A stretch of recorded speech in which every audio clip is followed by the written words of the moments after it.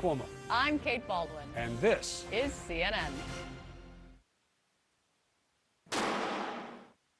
All right, airbags are supposed to save lives, not injure people, but a recall of a defective airbag made by a company, Takata, is massive. Nearly 8 million vehicles are affected.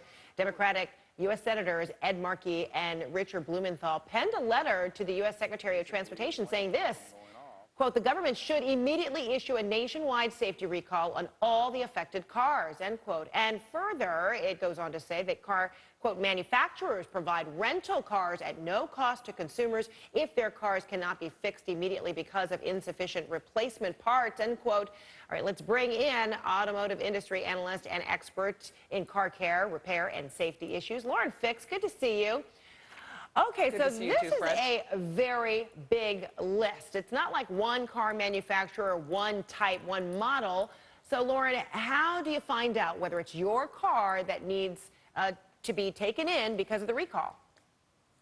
Right, and there's been a lot of changes. So earlier this week, we were told there were just 6 manufacturers. Now we're at 8, possibly 9 manufacturers. Wow. So what I tell people to go to is safercar.gov. Your vehicle's there. There's a vehicle identification number, which is your VIN number. That's the number that's on your dashboard, right as it meets the windshield in the front driver's side of the car. Write that number down. Put that number in. If you said, you know what, I don't have time for that, call your dealer. They will get the information from your registration.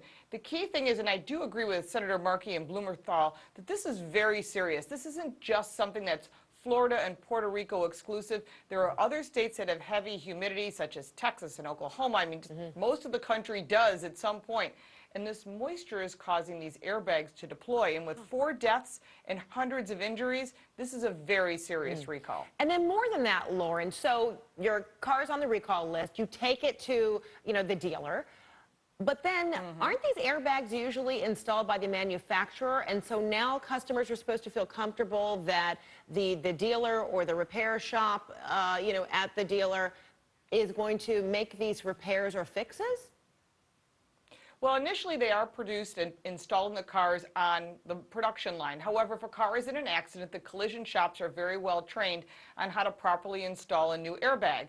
Now, we are waiting for new airbags, and remember, these cars go all the way back to 2000, as early as 2012. So if your car is on the list, they may or may not have that airbag in stock because each model is different, each year is different. So my big concern is when you go to the dealer and they say, we don't have it, Fred, we're just going to have to order it. That means they're sending you off on the road with a vehicle that has a defect. Or in some cases, they're telling you, we'll take out the airbag, which is extremely dangerous, or they'll just disable it. Now, that's a federal offense to disable or remove an airbag without putting another one in place. So the dealers are following what they're being told. But in addition, anyone that sits in the passenger side or potentially the driver's side, depending on the vehicle, is at risk of having an airbag deploy without there being an accident. And that's a very serious issue, and that's where the senators make sense. Get these cars to the dealer, let them park, get them loaner vehicles, and hey, you're building brand loyalty. You know, any dealer that actually does that for me, I'm definitely would buy another vehicle from them. But then how long is it likely to take before there's an official response from the U.S. senators who are saying, a loaner should be made available? Meantime, as you say, the clock is ticking. People are driving their cars. They're not feeling comfortable knowing that their car is on the recall list, but they've got to still be able to get to work or school. Right, absolutely, and that's where we run into this dilemma where NHTSA wasn't very confident in their initial suggestions. It was just a field action, and now it's a recall. This has been known for months. We've discussed this many, many times over the years, and this is where I tell people it's important that you be proactive. Tell the dealer you don't feel safe driving this vehicle and you'd like to get a loaner car. They should be getting you one. In addition, it could take just a couple days to get an airbag, or it could take a couple weeks. So it is important that no matter what you drive, that you give yourself 12 inches from the center of your chest to the airbag, no matter what you're driving, whether it's on the recall list or not. That is the proper distance from an airbag. All right, Lauren Fix, thanks so much. Appreciate it. Good to see you.